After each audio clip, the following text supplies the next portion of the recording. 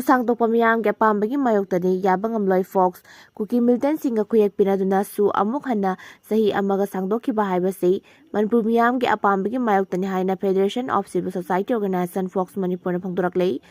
ꯐꯣꯛꯁꯅ ꯊꯥꯗꯣꯔꯛꯄ ꯆꯦꯔꯣꯜ ꯑꯃꯅ ꯍꯥꯏ ꯊꯥ ꯑꯁꯤꯒꯤ 4ꯗ ꯏꯟꯗꯤꯌꯥꯒꯤ ꯀꯣꯅꯨꯡ ꯅ꯭ꯌꯨ ꯗꯦꯜꯂꯤꯗ ꯏꯟꯗꯤꯌꯥ ꯂꯩꯉꯥꯛꯀꯤ ꯃꯤꯅꯤꯁꯇ꯭ꯔꯤ ꯑꯣꯐ ꯍꯣꯝ ꯑꯦꯐꯤꯌꯔꯁꯀꯤ ꯑꯣꯐꯤꯁꯤꯌꯦꯜꯁꯤꯡ, ꯁ꯭ꯇꯦꯠ ꯂꯩꯉꯥꯛ ꯑꯃꯗꯤ ꯀꯨꯀꯤ ꯃꯤꯂꯤꯇꯦꯟꯠꯁꯤꯡꯒꯤ ꯕꯣꯗꯤ ꯑꯅꯤ ꯌꯨꯅꯥꯏꯇꯦꯗ ꯄꯤꯄꯜꯁ ꯐ꯭ꯔꯟꯠ (UPF) ꯑꯃꯁꯨꯡ ꯀꯨꯀꯤ ꯅꯦꯁꯅꯦꯜ ꯑꯣꯔꯒꯅꯥꯏꯖꯦꯁꯟ (KNOꯒꯤ ꯃꯤꯍꯨꯠꯁꯤꯡꯒ ꯄꯨꯟꯅ ꯄꯥꯡꯊꯣꯛꯈꯤꯕ ꯃꯤꯐꯝ ꯑꯃꯗ 2024ꯒꯤ ꯐꯦꯕ꯭ꯔꯨꯋꯥꯔꯤ 18ꯗ ꯃꯇꯝ ꯂꯣꯏꯈ꯭ꯔꯕ ꯁꯁꯄꯦꯟꯁꯟ ꯑꯣꯐ ꯑꯣꯄꯔꯦꯁꯟ ꯁꯨ ꯑꯃꯨꯛ ꯍꯟꯅ ꯆꯍꯤ ꯑꯃꯒ ꯁꯥꯡꯗꯣꯛꯈꯤꯕ ꯑꯁꯤ ꯃꯅꯤꯄꯨꯔ ꯃꯤꯌꯥꯝꯒꯤ ꯑꯄꯥꯝꯕꯒꯤ ꯃꯥꯌꯣꯛꯇꯅꯤ꯫ ꯁꯥꯡꯗꯣꯛꯈꯤꯕ ꯑꯁꯤ ꯐꯣꯛꯁꯅ ꯌꯥꯕ ꯉꯝꯂꯣꯏ꯫ ꯏꯟꯗꯤꯌꯥ ꯂꯩꯉꯥꯛ ꯑꯃꯗꯤ ꯁ꯭ꯇꯦꯠ ꯂꯩꯉꯥꯛꯀꯤ ꯊꯧꯑꯣꯡ ꯑꯁꯤꯅ ꯁ꯭ꯇꯦꯠ ꯑꯁꯤꯒꯤ ꯃꯤꯌꯥꯝꯅ ꯁ꯭ꯇꯦꯠ ꯑꯁꯤꯗ ꯃꯍꯧꯁꯥꯒꯤ ꯏꯪꯇꯞꯄ ꯐꯤꯚꯝ ꯍꯟꯖꯤꯜꯂꯛꯅꯕ ꯇꯥꯟꯈꯤꯕ ꯗꯤꯃꯥꯟꯗꯁꯤꯡ ꯊꯑꯣꯏꯗ꯭ꯔꯦ ꯍꯥꯏꯅ ꯂꯧꯔꯣꯏꯗꯕꯒꯤ ꯃꯔꯝ ꯂꯩꯇꯦ꯫ ꯅꯤꯡꯁꯤꯡꯕ ꯌꯥꯕꯗꯤ ꯃꯅꯤꯄꯨꯔꯗ ꯍꯧꯈꯤꯕ 2024ꯒꯤ ꯃꯦ 3ꯗꯒꯤ ꯍꯧꯗꯨꯅ ꯆꯠꯊꯔꯛꯂꯤꯕ ꯀ꯭ꯔꯥꯏꯁꯤꯁ ꯑꯁꯤꯗ ꯁꯨꯗ ꯂꯩꯕ ꯀꯨꯀꯤ ꯃꯤꯂꯤꯇꯦꯟꯠꯁꯤꯡꯅ ꯒ꯭ꯔꯥꯎꯟ ꯂꯨꯟ ꯊꯨꯒꯥꯏꯗꯨꯅ ꯑꯃꯗꯤ ꯐꯣꯡꯅ ꯌꯥꯎꯁꯤꯟꯗꯨꯅ ꯃꯤꯆꯝ ꯃꯤꯌꯥꯝ ꯍꯥꯠꯄ, ꯌꯨꯝ ꯃꯩ ꯊꯥꯕ ꯑꯃꯗꯤ ꯏꯔꯥꯡ ꯑꯁꯤ ꯆꯥꯎꯊꯣꯛꯅꯕꯒꯤ ꯊꯧꯑꯣꯡꯁꯤꯡ ꯆꯠꯊꯔꯛꯄꯗꯒꯤ ꯃꯅꯤꯄꯨꯔ ꯃꯤꯌꯥꯝꯅ ꯁꯨ ꯍꯟꯗꯣꯛꯀꯗꯕꯅꯤ ꯍꯥꯏꯗꯨꯅ ꯈꯣꯡꯖꯪ ꯆꯪꯁꯤꯜꯂꯛꯄꯗꯒꯤ ꯐꯦꯕ꯭ꯔꯨꯋꯥꯔꯤ 18ꯗ ꯐꯝꯈꯤꯕ ꯃꯅꯤꯄꯨꯔ ꯂꯦꯖꯤꯁꯂꯦꯇꯤꯚ ꯑꯦꯁꯦꯝꯕ꯭ꯂꯤ ꯁꯦꯁꯟ ꯑꯃꯗ ꯀꯨꯀꯤ-ꯖꯣ ꯃꯤꯂꯤꯇꯦꯟꯠꯁꯤꯡꯒ ꯂꯩꯉꯥꯛꯀ ꯆꯠꯅꯕ ꯁꯨ ꯑꯦꯒ꯭ꯔꯤꯃꯦꯟꯠ ꯁꯥꯡꯗꯣꯛꯄ ꯌꯥꯔꯣꯏ, ꯍꯟꯗꯣꯛꯀꯗꯕꯅꯤ ꯍꯥꯏꯅ ꯌꯦꯠꯅꯕ ꯂꯩꯇꯅ ꯋꯥꯔꯦꯞ ꯂꯧꯗꯨꯅ ꯏꯟꯗꯤꯌꯥ ꯂꯩꯉꯥꯛꯇ ꯊꯥꯗꯨꯅ ꯇꯛꯁꯤꯟꯕ ꯂꯩꯈ꯭ꯔꯕꯅꯤ꯫ ꯑꯁꯤꯒꯨꯝꯕ ꯃꯤꯌꯥꯝꯒꯤ ꯃꯤꯍꯨꯠꯁꯤꯡꯅ ꯃꯤꯌꯥꯝꯒꯤ ꯑꯄꯥꯝꯕꯒꯤ ꯃꯇꯨꯡ ꯏꯟꯅ ꯂꯧꯈ꯭ꯔꯕ ꯋꯥꯔꯦꯞ ꯑꯃꯕꯨ ꯊꯧꯑꯣꯏꯗꯕ ꯍꯥꯏꯕꯁꯤ ꯒꯚꯔꯟꯃꯦꯟꯠ ꯑꯣꯐ ꯏꯟꯗꯤꯌꯥꯅ ꯃꯅꯤꯄꯨꯔ ꯃꯤꯌꯥꯝꯒꯤ ꯗꯦꯃꯣꯀ꯭ꯔꯦꯇꯤꯛ ꯔꯥꯏꯠ ꯑꯗꯨ ꯃꯠꯄꯅꯤ ꯑꯃꯗꯤ ꯒꯚꯔꯟꯃꯦꯟꯠ ꯑꯣꯐ ꯃꯅꯤꯄꯨꯔꯅ ꯋꯤꯗ꯭ꯔꯣ ꯇꯧꯈꯤꯕ ꯁꯨ ꯑꯦꯒ꯭ꯔꯤꯃꯦꯟꯠꯇ ꯃꯅꯤꯄꯨꯔ ꯃꯤꯌꯥꯝꯒꯤ ꯑꯄꯥꯝꯕꯕꯨ ꯊꯧꯁꯥꯗꯕ ꯍꯥꯏꯕꯁꯤ ꯑꯁꯤꯒꯤ ꯃꯊꯛꯇ ꯒꯚꯔꯟꯃꯦꯟꯠ ꯑꯣꯐ ꯏꯟꯗꯤꯌꯥꯒꯤ ꯀꯟꯁꯇꯤꯇ꯭ꯌꯨꯁꯟ ꯑꯃꯗꯤ ꯃꯁꯥꯒꯤ ꯄꯣꯂꯤꯇꯤꯀꯦꯜ ꯁꯤꯁꯇꯦꯝꯒꯤ ꯐꯦꯗꯔꯦꯁꯟ ꯁ꯭ꯇꯔꯛꯆꯔꯗ ꯂꯩꯔꯤꯕ ꯃꯅꯤꯄꯨꯔ ꯒꯚꯔꯟꯃꯦꯟꯠꯀꯤ ꯑꯦꯁꯦꯝꯕ꯭ꯂꯤꯒꯤ ꯋꯥꯔꯦꯞ ꯐꯥꯎꯕ ꯇꯥꯗꯕ ꯍꯥꯏꯕꯁꯤ ꯒꯚꯔꯟꯃꯦꯟꯠ ꯑꯣꯐ ꯃꯅꯤꯄꯨꯔꯕꯨ ꯀꯔꯦꯝꯅꯕꯅꯤ ꯑꯃꯗꯤ ꯈꯣꯡꯒꯥꯎꯅꯕꯅꯤ ꯍꯥꯏꯅ ꯐꯣꯛꯁꯅ ꯂꯧꯏ꯫ ꯃꯤꯅꯤꯁꯇ꯭ꯔꯤ ꯑꯣꯐ ꯍꯣꯝ ꯑꯦꯐꯤꯌꯔꯁ (MHAꯅ ꯁꯨ ꯑꯦꯛꯁꯇꯦꯟ ꯇꯧꯈꯤꯕ ꯑꯁꯤ ꯑꯃꯨꯛ ꯍꯟꯅ ꯔꯤꯚꯤꯌꯨ ꯇꯧꯒꯗꯕꯅꯤ, ꯂꯣꯏꯅꯅ ꯍꯧꯖꯤꯛ ꯃꯅꯤꯄꯨꯔꯒꯤ ꯑꯣꯏꯔꯤꯕ ꯐꯤꯚꯝ ꯑꯁꯤꯗ ꯃꯍꯧꯁꯥꯒꯤ ꯏꯪꯇꯞꯄ ꯐꯤꯚꯝ ꯍꯟꯖꯤꯜꯂꯛꯅꯕ ꯃꯤꯌꯥꯝꯒꯤ ꯏꯍꯨꯟ ꯈꯪꯅ ꯒꯚꯔꯟꯃꯦꯟꯠ ꯑꯣꯐ ꯏꯟꯗꯤꯌꯥꯅ ꯄꯨꯛꯆꯦꯜ ꯁꯦꯡꯅ ꯊꯕꯛ ꯇꯧꯕ ꯆꯪꯏ꯫ ꯅꯥꯀꯜ ꯑꯃꯔꯣꯝꯗ ꯀꯨꯀꯤ-ꯖꯣ ꯀꯥꯎꯟꯁꯤꯜ (KZCꯅ ꯅꯦꯁꯅꯦꯜ ꯍꯥꯏꯋꯦ 2ꯗ ꯑꯊꯤꯡꯕ ꯑꯃꯗꯤ ꯑꯄꯟꯕ ꯂꯩꯇꯅ ꯄꯣꯠꯆꯩ ꯄꯨꯊꯣꯛ ꯄꯨꯁꯤꯟ ꯇꯧꯕ ꯑꯃꯗꯤ ꯃꯤꯌꯥꯝ ꯆꯠꯊꯣꯛ-ꯆꯠꯁꯤꯟ ꯇꯧꯕ ꯐ꯭ꯔꯤ ꯃꯨꯚꯃꯦꯟꯠ ꯌꯥꯔꯦ ꯍꯥꯏꯅ NHAꯅ ꯂꯥꯎꯊꯣꯛꯄ ꯑꯁꯤ ꯑꯉꯛꯄ ꯐꯥꯎꯏ꯫ ꯃꯅꯤꯄꯨꯔꯒꯤ ꯑꯇꯣꯞꯄ ꯁ꯭ꯇꯦꯠꯁꯤꯡꯒ ꯐꯥꯎꯅꯔꯤꯕ ꯅꯦꯁꯅꯦꯜ ꯍꯥꯏꯋꯦꯁꯤꯡ ꯉꯥꯛ-ꯁꯦꯟꯕ ꯍꯥꯏꯕꯁꯤ ꯒꯚꯔꯟꯃꯦꯟꯠ ꯑꯣꯐ ꯏꯟꯗꯤꯌꯥꯒꯤ ꯊꯧꯗꯥꯡꯅꯤ꯫ ꯅꯦꯁꯅꯦꯜ ꯍꯥꯏꯋꯦ ꯉꯥꯛ-ꯁꯦꯟꯕꯒꯤ ꯊꯧꯗꯥꯡ ꯁꯦꯟꯇ꯭ꯔꯦꯜ ꯒꯚꯔꯟꯃꯦꯟꯠꯀꯤ ꯄ꯭ꯔꯤꯚ꯭ꯌꯨ ꯂꯩꯇ꯭ꯔꯕꯔꯥ? ꯁꯨ ꯁꯥꯡꯗꯣꯛꯄꯒ ꯅꯦꯁꯅꯦꯜ ꯍꯥꯏꯋꯦ ꯁꯥꯡꯗꯣꯛꯄꯒ ꯑꯣꯟꯅꯕ ꯃꯥꯟꯕ ꯊꯧꯑꯣꯡ ꯃꯤꯌꯥꯝꯅ ꯍꯔꯥꯎꯅꯤꯡꯉꯥꯏ ꯑꯣꯏꯗꯦ ꯍꯥꯏꯅ ꯐꯣꯛꯁꯀꯤ ꯆꯦꯔꯣꯜ ꯑꯁꯤꯅ ꯃꯈꯥ ꯇꯥꯔꯛꯂꯤ꯫ ꯄꯤꯑꯦꯝ ꯃꯣꯗꯤꯒꯤ ꯃꯅꯤꯄꯨꯔ ꯈꯣꯡꯆꯠ ꯃꯤꯌꯥꯝ ꯈꯨ ꯁꯦꯟꯕꯤꯌꯨ (MPP) ꯄ꯭ꯔꯥꯏꯝ ꯃꯤꯅꯤꯁꯇꯔ ꯅꯔꯦꯟꯗ꯭ꯔ ꯃꯣꯗꯤꯒꯤ ꯃꯅꯤꯄꯨꯔ ꯈꯣꯡꯆꯠ ꯃꯤꯌꯥꯝ ꯈꯨ ꯁꯦꯟꯕꯤꯌꯨ ꯍꯥꯏꯅ ꯃꯅꯤꯄꯨꯔ ꯄꯤꯄꯜꯁ ꯄꯥꯔꯇꯤ (MPPꯅ ꯐꯣꯡꯗꯣꯔꯛꯂꯤ꯫ MPPꯅ ꯊꯥꯗꯣꯔꯛꯄ ꯆꯦꯔꯣꯜ ꯑꯃꯅ ꯍꯥꯏ ꯏꯟꯗꯤꯌꯥꯒꯤ ꯄ꯭ꯔꯥꯏꯝ ꯃꯤꯅꯤꯁꯇꯔ ꯅꯔꯦꯟꯗ꯭ꯔ ꯃꯣꯗꯤꯅ ꯃꯅꯤꯄꯨꯔꯗ ꯂꯥꯛꯄꯒꯤ ꯈꯣꯡꯆꯠ ꯇꯔꯥꯝꯅ ꯑꯣꯛꯏ꯫ ꯏꯟꯗꯤꯌꯥꯒꯤ ꯄ꯭ꯔꯥꯏꯝ ꯃꯤꯅꯤꯁꯇꯔꯅ ꯃꯅꯤꯄꯨꯔꯗ ꯂꯥꯛꯇꯨꯅ ꯉꯁꯤꯃꯛ ꯃꯌꯨꯝꯗ ꯆꯪꯕ ꯐꯪꯗ꯭ꯔꯤꯕ ꯑꯗꯨꯒꯨꯝꯕ 2022ꯒꯤ ꯃꯦ 3ꯗꯒꯤ ꯊꯣꯛꯂꯛꯈꯤꯕ ꯑꯆꯧꯕ ꯏꯔꯥꯡ ꯑꯗꯨꯅ ꯃꯔꯝ ꯑꯣꯏꯔꯒ ꯃꯌꯨꯝ ꯃꯀꯩ ꯊꯥꯗꯣꯛꯇꯨꯅ ꯂꯥꯟꯖꯦꯟꯅꯈꯤꯕꯁꯤꯡ, ꯏꯔꯥꯡ ꯑꯁꯤꯗ ꯃꯆꯥ ꯃꯁꯨ ꯀꯥꯏꯅꯈ꯭ꯔꯕꯁꯤꯡ, ꯂꯣꯏꯅꯅ ꯔꯤꯂꯤꯐ ꯀꯦꯝꯞꯇ ꯋꯥꯅ ꯍꯤꯡꯂꯤꯕꯁꯤꯡꯗꯨ ꯇꯪꯗꯨ ꯂꯩꯇꯥꯅ ꯂꯩꯍꯟꯅꯕꯒꯤꯗꯃꯛꯇ ꯋꯥꯔꯣꯏꯁꯤꯜ ꯄꯨꯔꯛꯂꯕꯗꯤ ꯃꯤꯌꯥꯝꯅ ꯑꯄꯦꯟꯕ ꯑꯣꯏꯒꯅꯤ꯫ ꯃꯁꯤꯒꯤ ꯃꯍꯨꯠꯇ ꯏꯔꯥꯡ ꯑꯃꯨꯛ ꯍꯟꯅ ꯁꯥꯡꯊꯍꯜꯂꯕꯗꯤ PMꯒꯤ ꯃꯅꯤꯄꯨꯔ ꯈꯣꯡꯆꯠ MPPꯅ ꯇꯔꯥꯝꯅ ꯑꯣꯛꯂꯣꯏ꯫ ꯃꯗꯨꯒꯤ ꯃꯍꯨꯠꯇ ꯃꯤꯌꯥꯝꯅ ꯈꯨ ꯁꯦꯜꯂꯒ ꯂꯩꯕꯤꯌꯨ꯫ ꯃꯃꯥꯡꯗ ꯌꯨꯅꯤꯌꯟ ꯍꯣꯝ ꯃꯤꯅꯤꯁꯇꯔ ꯑꯃꯤꯠ ꯁꯥꯍꯅ ꯃꯅꯤꯄꯨꯔꯗ ꯂꯥꯛꯂꯝꯕ ꯃꯇꯝꯗ ꯍꯥꯏꯔꯝꯕ ꯃꯍꯥꯛ ꯑꯃꯨꯛ ꯍꯟꯅ ꯃꯅꯤꯄꯨꯔꯗ ꯂꯥꯛꯀꯅꯤ, ꯑꯗꯨꯒꯤ ꯅꯨꯃꯤꯠ 15ꯅꯤꯒꯤ ꯃꯅꯨꯡꯗ ꯏꯔꯥꯡ ꯂꯣꯏꯁꯤꯟꯒꯅꯤ ꯍꯥꯏꯈꯤꯕ ꯑꯗꯨ ꯃꯍꯥꯛ ꯍꯟꯈ꯭ꯔꯕ ꯃꯇꯨꯡꯗ ꯏꯔꯥꯡ ꯂꯣꯏꯁꯤꯟꯕꯒꯤ ꯃꯍꯨꯠꯇ ꯏꯔꯥꯡ ꯍꯦꯟꯅ ꯁꯥꯡꯊꯔꯛꯈꯤ꯫ ꯑꯁꯨꯝꯅ PM ꯃꯣꯗꯤꯅ ꯑꯇꯝꯅꯅ ꯏꯝꯐꯥꯜꯗ ꯂꯥꯛꯄꯒꯤ ꯃꯍꯨꯠꯇ ꯃꯤꯖꯣꯔꯥꯝ, ꯑꯁꯥꯝ ꯑꯃꯗꯤ ꯃꯅꯤꯄꯨꯔ ꯗꯤꯁꯇ꯭ꯔꯤꯛ ꯑꯃ ꯑꯣꯏꯔꯤꯕ ꯆꯨꯔꯥꯆꯥꯟꯄꯨꯔꯗ ꯆꯠꯂꯨꯔꯕ ꯃꯇꯨꯡꯗ ꯏꯝꯐꯥꯜꯒꯤ ꯀꯪꯂꯥꯗ ꯂꯥꯛꯀꯗꯕꯅꯤ꯫ ꯆꯨꯔꯥꯆꯥꯟꯄꯨꯔꯗ ꯃꯍꯥꯛꯅ ꯀꯔꯤ ꯍꯥꯏꯔꯝꯒꯗꯕ ꯑꯃꯗꯤ ꯀꯔꯤ ꯄꯤꯔꯝꯒꯗꯕ ꯑꯗꯨꯒ ꯀꯪꯂꯥꯗꯅ ꯃꯍꯥꯛꯅ ꯀꯔꯤ ꯍꯥꯏꯔꯝꯒꯗꯕ ꯍꯥꯏꯕꯁꯤ ꯃꯤꯌꯥꯝꯅ ꯈꯨ ꯁꯦꯟꯕ ꯇꯥꯏ꯫ ꯑꯊꯨꯕꯗ PM ꯃꯣꯗꯤꯅ ꯏꯔꯥꯡ ꯑꯁꯤ ꯂꯣꯏꯁꯤꯟꯒꯗꯕꯅꯤ, ꯐ꯭ꯔꯤ ꯃꯨꯚꯃꯦꯟꯠ ꯌꯥꯍꯟꯒꯗꯕꯅꯤ, IDPꯁꯤꯡ ꯃꯁꯥ ꯃꯁꯥꯒꯤ ꯃꯌꯨꯝꯗ ꯍꯟꯖꯤꯜꯍꯟꯒꯗꯕꯅꯤ ꯑꯃꯗꯤ ꯃꯅꯤꯄꯨꯔꯒꯤ ꯑꯋꯥꯠꯄꯁꯤꯡ ꯂꯩꯕꯥꯛ ꯑꯃꯒꯤ ꯃꯀꯣꯛ ꯊꯣꯡꯕ ꯑꯃ ꯑꯣꯏꯅ PMꯅ ꯃꯦꯟꯈꯠꯅꯕ ꯂꯥꯎꯊꯣꯛꯂꯝꯒꯗꯕꯅꯤ ꯍꯥꯏꯅ MPPꯅ ꯇꯛꯁꯤꯜꯂꯛꯂꯤ꯫ ꯁꯨ ꯑꯦꯛꯁꯇꯦꯟ ꯇꯧꯕ ꯍꯥꯏꯕꯁꯤ ꯏꯟꯗꯤꯌꯥ ꯂꯩꯉꯥꯛꯅ ꯃꯅꯤꯄꯨꯔ ꯂꯦꯖꯤꯁꯂꯦꯇꯤꯚ ꯑꯦꯁꯦꯝꯕ꯭ꯂꯤꯒꯤ ꯋꯥꯔꯦꯞ ꯏꯀꯥꯏ ꯈꯨꯝꯅꯗꯕꯅꯤ꯫ ꯀꯣꯀꯣꯃꯤ Kuki group singi suspension of operations su makhatana sangtap haibase India lengakna Manipur Legislative Assembly na komjali singani kon marigi February kon mapanda laukiba ware puikai khumnadabani haina Coordinating Committee on Manipur Integrity Kokomina pongdorokpaga loinena su extend tawba yaningde hairi Kokomina thadorokpa cherol amada ngarang New Delhi da Chin Kuki narco terrorist singna suspension of operations su agreement makha ngokna khuyek pikhiba India lengaki thawong yaningde asigumba armed group sing asina terrorist ke thabak sing amadi criminal ki thabak sing le palai dana jatharakli bamarak asida sugi matam sangdokhi ba haibasi Manipur gi yelhomi singi interest ki mayoktani asigumba anti people oiba India government ki khongthang ko komina yaba ngamloi hairi komjali singani kulhumdoi gi mastara da Manipur lenga ki cabinet mifamna su agreement makha sathadana ba warep loba laike housing Manipur da presidential rule lengak leibaga loinena New Delhi na hablakpa authority amana state asige lengak chalairi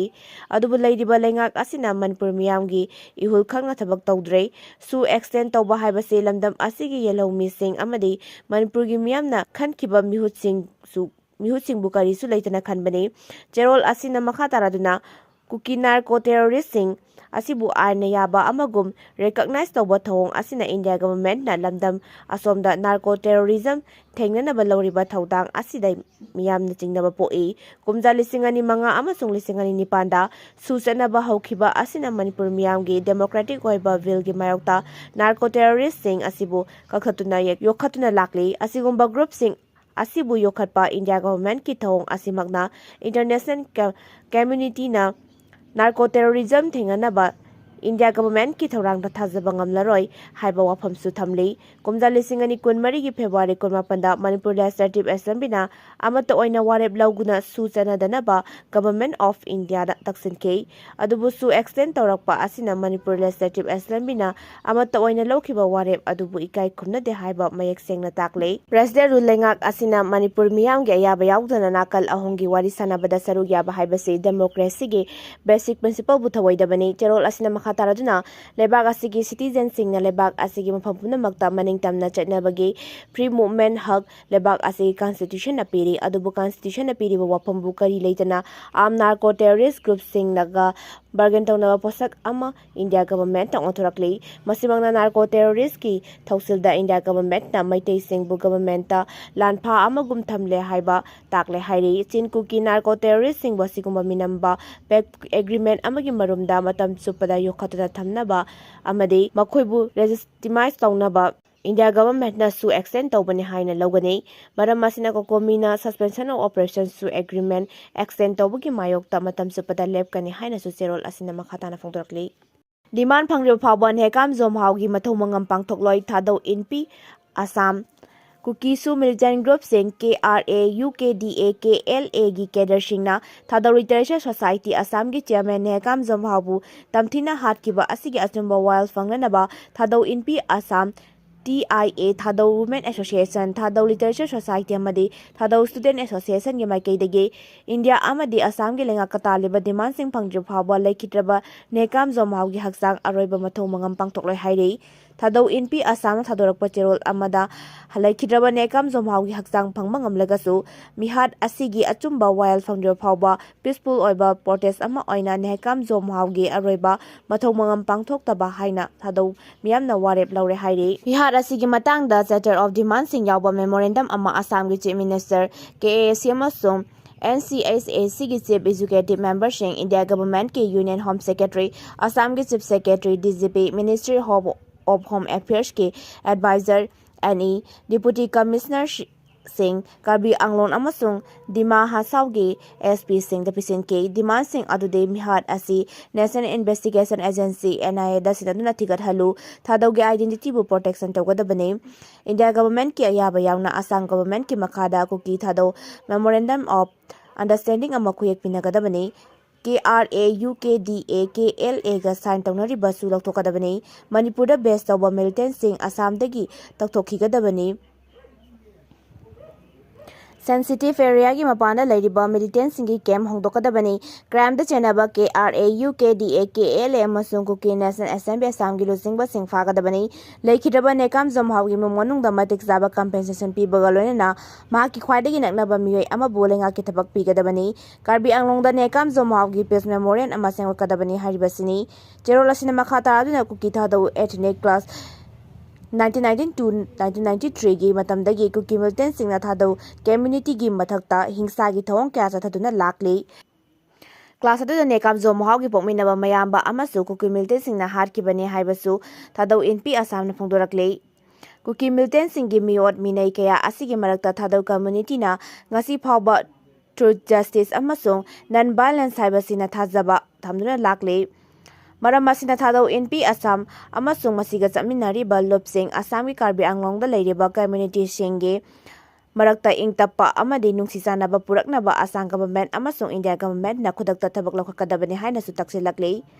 Panba yabade mamang tha August 6 Thadou community gi mihur kangbu ama Imphal da lakuna classic hotel da Maitai CSO singi lusingba singa pangthokhiba mifam da laikhidraba nekam zomhaw sarugya kibani nekam zomhaw August 19 gi numidang Kuki militant singna Karbi Anglong gi mazada leiba mahaki yumdagi phaduna pukhraga tamthina hatkibani LEINGAKNA LEIHINGKHOL EVICTION TOUNABA HOTNARAKLABADI LEIHINGKHOL gi miyam hupna mai THADUNA SIJAGANI MOMBI Wangkai SLMB constituency gi manungsana leiba LEIHINGKHOL gi saruk sing High Court of Manipur gi complex sagani haina eviction taunaba honarakliba ase makhatana chatharaklabadi LEIHINGKHOL gi miyam hupna mai THADUNA SIJAGANI athuba matamda order adu hantokpiu haina Manipur gi governor da memorandum pisinba lakhiba singna phongdokre Sobam Mombi kauba LEIHINGKHOL gi khunja amana phongdokhibada LEIHINGKHOL hairiba kul asi sahi humpurom gi mamangdagi leprosy amade TB lainana yamna kanna narakpa amade anaba sing aduga unaba fauba kiba matam aduda anaba mayam thaidokuna kul asida thamkhibani imung manung fauba matam aduda changlakhidabani adugumba awaba phibam da leiraklaba khul asibu eviction tawgani haina honarakpa asi athuba matamda handoktrabadi khunja singna humna mai thaduna sijagani haike amaromda khunja amana phongdorakpada thokliba irang asina maitei miyam kaya lanjena duna leiringai cherak asida LEIHINGKHOL muthatuna miyamsu lanjena halakadra haiba chingnare ichai su singna school halakpada yum leiram moidra khanbada ichai su sing lepham chafam khangdre